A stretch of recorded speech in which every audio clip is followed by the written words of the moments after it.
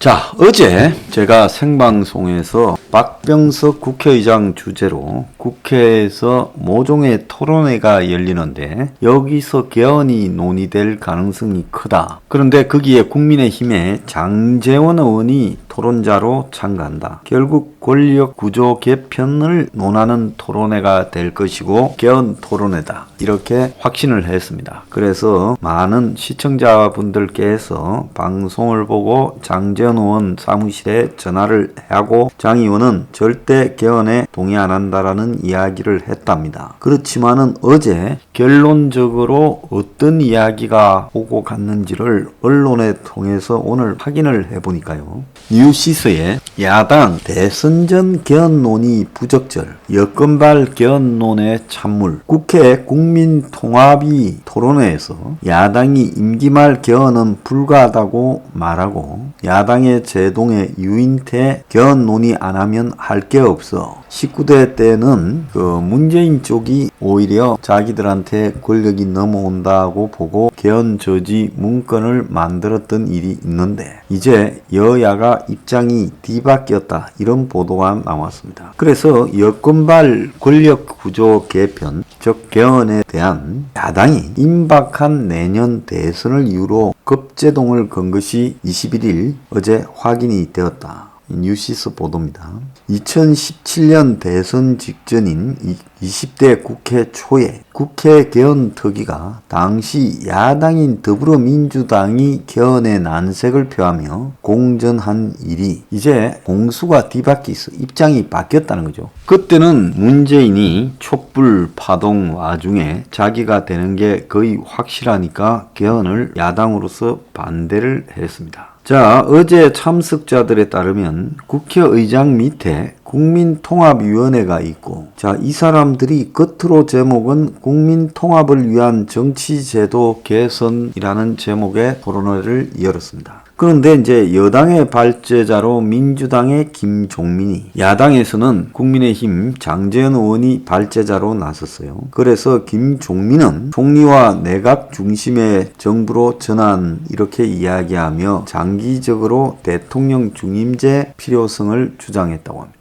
자, 지금 여권이 개헌을 주장할 때 이원 집정부제나 내각제가 진심이고 겉으로 포장은 대통령 중임제라고 합니다. 그래가지고 개헌을 하겠다라고 해서 야권을 끌어들인 이에는 최종적으로 개헌 합의안 발표는 이원 집정부제나 내각제로 나가게 되어 있다. 저자들이 대통령 4년 중임제 하려고 개헌 이야기하는 것은 절대 아니라는 거예요. 후임 대통령을 없애기 위해서 개헌을 이야기하는 자들이 오히려 8년을 할 수 있는 대통령 중임제를 원하겠습니까? 장제원 의원은 대선 레이스가 이미 시작된 상황에서 개헌 논의를 하는 것은 매우 부적절하다라고 난색을 표하고 대안으로 개헌이 필요 없는 원내 정당화 등 정당 개혁을 이야기했다고 합니다. 자, 국민통합위원회라는 총리실 산하 조직의 공동위원장인 김형호 전 국회의장도 발언을 자청해 나도 개헌론자지만 임기 말 개헌은 안 된다라고 호응을 했다는 거예요.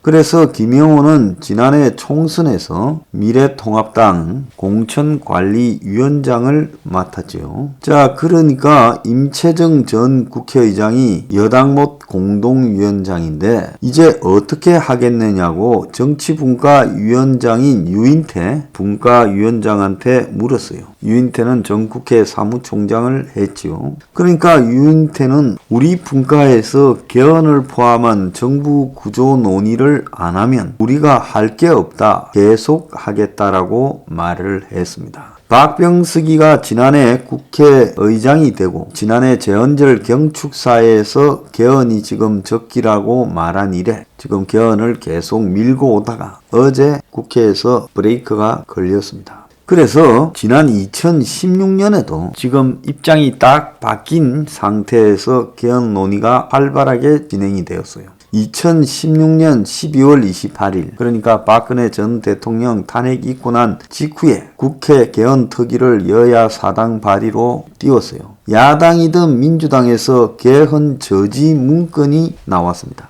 민주당의 공식 싱크탱크 민주연구원이 작성한 문건에 개헌 논의 배경과 전략적 스탠스, 민주당의 선택이라는 보고서에 현실적으로 대선 후 개헌을 약속한다 해도 대선 뒤에 경제 위기나 각종 현안으로 개헌 추진이 동력을 가질지 의문이라며 개헌의 미온적인 내용을 담고 이것이 문재인 당시 유력 대선 후보의 뜻이다. 이렇게 해석이 되었어요. 그래서 이 보고서가 추미애 등 민주당 지도부에 내려갔지만은 개헌 특위 소속 민주당 의원들은 받지 못했고, 그래서 당 안팎에서 누가 이런 문건을 만들었냐 시끄러워서 문건 작성자가 대기 발령이 됐고, 결국 문가리는 2018년 6월에 지방선거를 할 때 개헌 투표를 같이 하겠다라는 식으로 시점을 제시하며 논란을 진화했다는 겁니다. 자, 그래서 항상 임기 말이 되면 당시 박근혜 정부 측 여당 의원들이 개헌을 주장했고, 대선에서 승리할 가능성이 없으니까 탄핵 하에서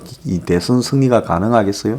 자, 그러니까 이제 문가리가 반대인 거예요. 민주당 의원들 일부는 찬성하고 있었는데요. 그러고는 문가리가 아예 안 한다면 문제가 될 거니까 2018년 6월 지자체 선거할 때 같이 개헌 투표를 하겠다 했습니다. 그래서 문이 당선되고 지방 분권 운운하면서 개헌을 하려고 하는 척 하다가 말아버렸죠. 그러다가 이제는 문이 4년 동안 엄청 저질러 놓고, 그리고 4.7 보궐선거에서 참패하고, 이렇게 되니까 급해져 가지고 지금 개헌을 하려고 자기들이 밀어붙이고 있는 겁니다.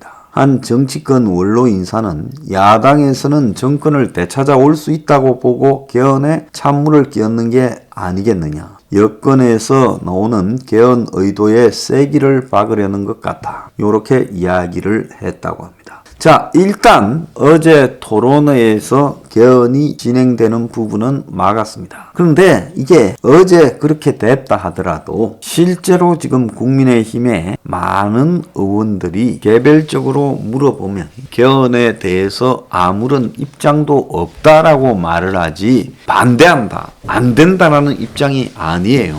그래서 여기에 주류 세력들 다수가 개헌에 앞장서는 식으로 바람을 잡게 되면 그때는 문제가 크게 개헌 쪽으로 기울 수도 있다는 겁니다. 그런데 앞으로 이 윤석열이 아마 조기에 하차하게 되면 보수 진영도 개헌으로 기울 수 있는 측면이 있어요. 그래서 윤석열은 개헌을 끌고 가기 위한 용도에도 필요하고, 또 윤석열 합류 등을 기대하며 대선 승리 가능성을 보고 있는 국민의힘 의원들에게는 윤석열이 사라진 판이 오히려 또 대선 승리 가능성이 쉽지 않을 수도 있다고 보고 개헌에 달라드는 그런 기회가 될 수 있는 양면이 있다는 겁니다. 그래서 일단 초장에 개헌 논의가 브레이크가 걸렸어요. 자, 우리가 이제 이 포장뿐만 아니라 앞으로도 개헌 논의를 계속 무산시켜야 된다, 이렇게 보고 있습니다. 현재 개헌론은 민주당의 친문에 유력 대권 주자가 없고 정세균이나 이낙연이 다 어렵죠.